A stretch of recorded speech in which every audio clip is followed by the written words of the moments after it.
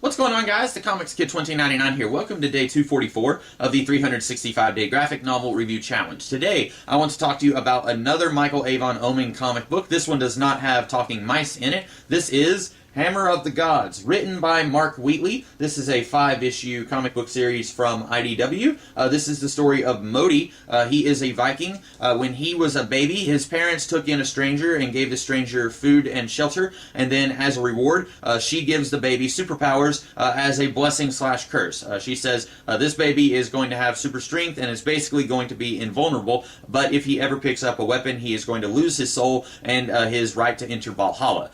So when he's an adult, he goes and travels the world, and then when he comes back, his village has been destroyed and everyone is dead, and so he wants to go and take the fight to the Norse gods, who he believes have failed us mere mortals. He wants to basically just go and kill all of them as vengeance for losing his family, and that is the premise of this series. And this is a comic book. I really love a lot of the big ideas of this book, but the execution kind of leaves me a little cold. There's just a lot of little things here that don't really work for me, and it all kind of adds up to me not really liking this book as much as I wanted to. If you'll remember, I've talked about a few books this year where I didn't like them a long time ago, and then when I read them more recently, I liked them a lot more. For example, just the last few days, Mouse Guard and Mice Templar, I didn't like those books the first time I read them, but then when I read them much more recently, I liked them a whole lot more. Unfortunately, Hammer of the Gods, I feel like I had the opposite reaction of that, where I used to really like this book. I remember really liking it when I first read it, and then when I read it again fairly recently, I did not like it nearly as much. I think one of the big problems I have with this book is the pacing.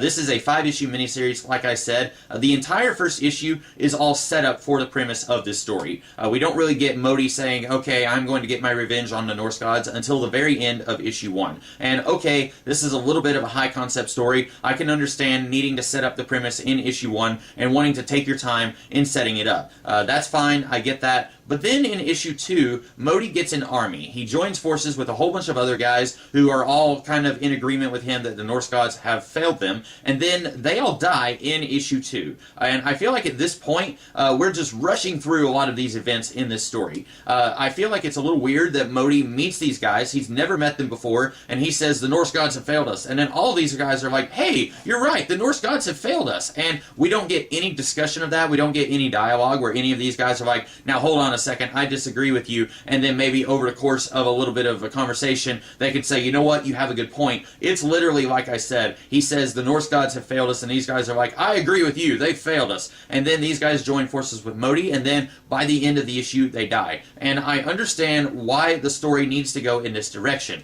It's so that Modi can meet the Valkyries, and then he can meet the Valkyrie who gave him these superpowers when he was a baby, and in order to have the Valkyries meet Modi, you have to have death going on in a big battle so that the Valkyries can come and collect those dead soldiers. I understand that. I just wish that we could have progressed along this story a little bit more naturally. It just feels really weird that we were introduced to these guys, and then in the very same issue, they get killed off, all so that Modi can get with this Valkyrie girl, and then they can go to Asgard in the rest of the story. I feel like it would have been better if Modi had already met these guys off-screen in issue 1. We are told that he went and traveled the world in issue 1, and then when he comes back, his village has been destroyed. I think it would have been a little bit better if he already knew these guys from his world travels. If he went and met them while he was traveling the world in issue 1, and then he comes back with his army in issue 1, and then he finds out that his village has been destroyed, and then he says, I'm going to get revenge on the Norse gods, and these guys who have known Modi for a year or two, they can say, okay, we've known you all this time, you've never failed us before, we are with you 100% of the way, and then when we get to issue 2 and we kill these guys off, we can feel a little bit sad because we've known these guys for 2 issues, and we know that Modi has known these guys for a little while, instead of just meeting them and then having some off-screen battles in issue 2 and then having these guys get killed. It feels like they just are here to serve the plot and they're not actually here to serve the character of Modi. I really wish that these guys had been woven into the story a little bit more organically.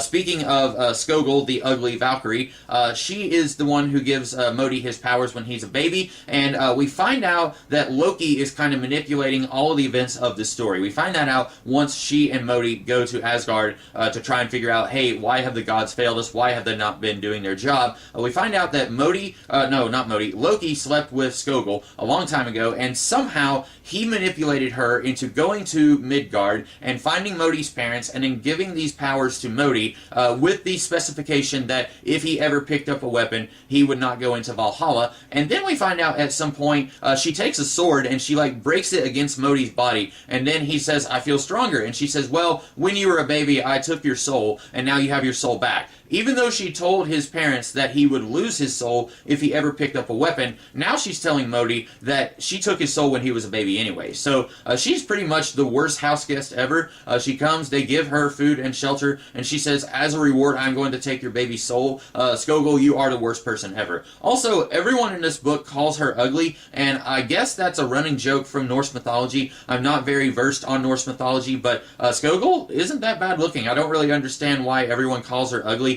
She's pretty hot. I don't get it. I guess, like I said, that must be something from Norse mythology that they are just carrying over into this book, where everyone calls her ugly, but really she's not that ugly. I didn't really understand that. Maybe that's not from Norse mythology. Sorry, my mouth can't speak today. Maybe that's not from Norse mythology. Maybe that's just something that Wheatley and Oeming worked into the story. I didn't really get it, but once we get to Asgard, we find out that Loki has been manipulating everything. He has somehow manipulated Skogul into doing all this stuff. I don't know how he manipulated her into taking these very specific actions that basically would require directions from Loki. I don't understand why Skogul would do these things, because she even says that she was manipulated by Loki, but then I don't understand what she has to gain by going and taking a baby's soul on Midgard. I don't know why she would do that unless she was acting under orders from Loki, and we are told that's not what happened. We are told that she was basically acting under Loki's manipulations, but she didn't realize she was at the time. I also don't understand why Loki is doing what he's doing. Yes, I know that Loki is the god of mischief, but that's not good enough. Saying that he is a mischievous guy does not mean he should be wanting to destroy all of Midgard and all of Asgard because he doesn't like people, I guess. I feel like his motivations aren't really present here. I need to know why he wants to do what he's doing. Him being the god of mischief isn't a good enough reason, I don't think. Basically, he manipulates Skogul into taking the power from Thor's hammer and giving it to Modi, and then this basically puts Thor in a depressive slump, and then because of that, none of the other gods want to do their jobs, and so all of Midgard is in danger from the frost giants. It's all a big, huge clustercuss of what's going on, all because Loki, I don't know, he doesn't really have any motivations at all. I wish that we knew more about what he was doing and why he's doing what he's doing. Overall, I think that this book has some really good ideas in it. I really like some of the art here, most of the art. I like Avon Oeming's art almost all the time. At times here, his art kind of reminds me of some of the Golden Age artists, like Chester Gould or Joe Shuster.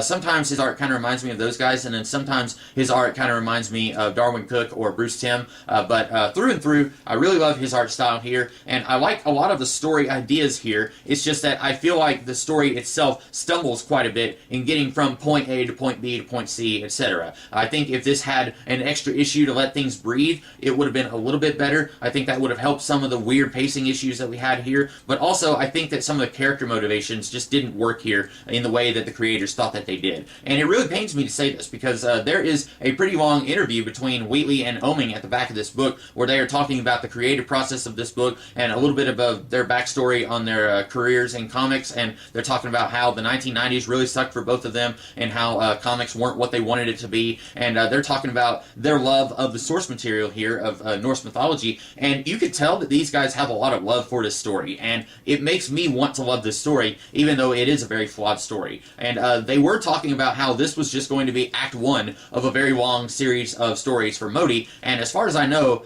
they never did get around to doing Act 2, or at least they never did print Act 2. I think at one time they were talking about doing it as a webcomic. I don't know if they ever actually did do it as a webcomic, but I know they did not do a physical printing of the next volume. This is all that we have, is just this volume right here. But it does kind of pain me to say that this story is not good as I remembered it being the first time I read it, because their interview in the back here is contagious. It makes me want to love this story, and unfortunately I just don't love it as much as I wanted to.